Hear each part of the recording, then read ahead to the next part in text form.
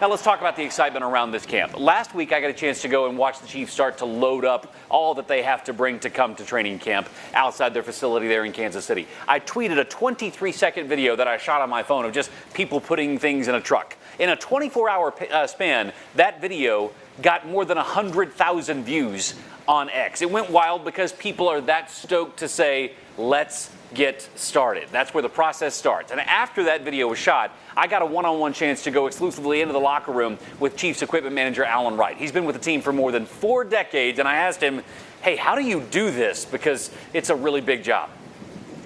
It's crazy. We take a truck just full of chairs and refrigerators. Alan Wright thinks about packing differently than you and I do.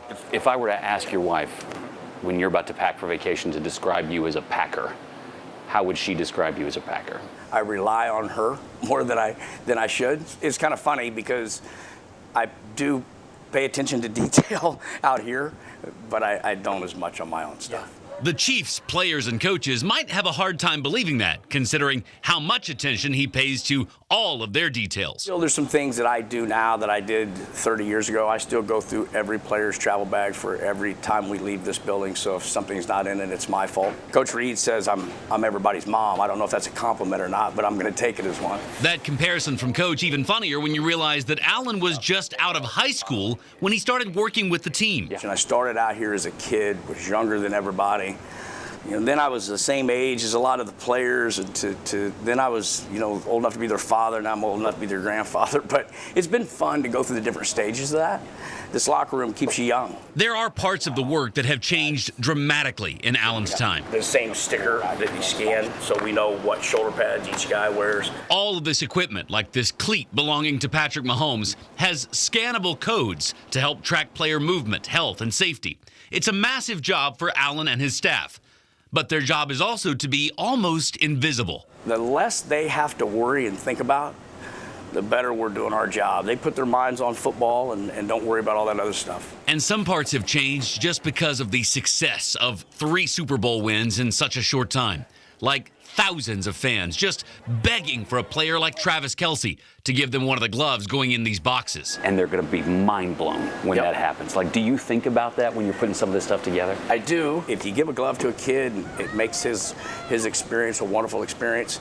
That's unmeasurable from a financial standpoint. There's 31 other teams that have wonderful fans. There's only one Chiefs Kingdom.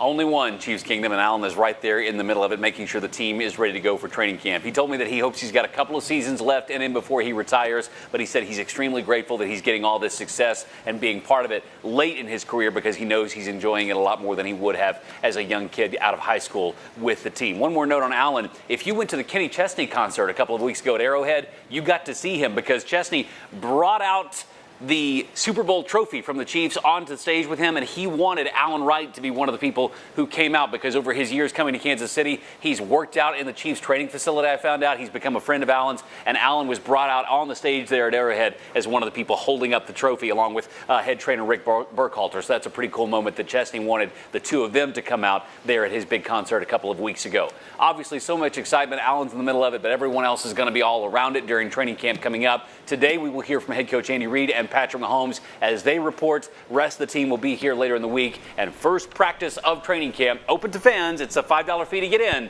but open to fans is this Sunday. Lindsay, back to you.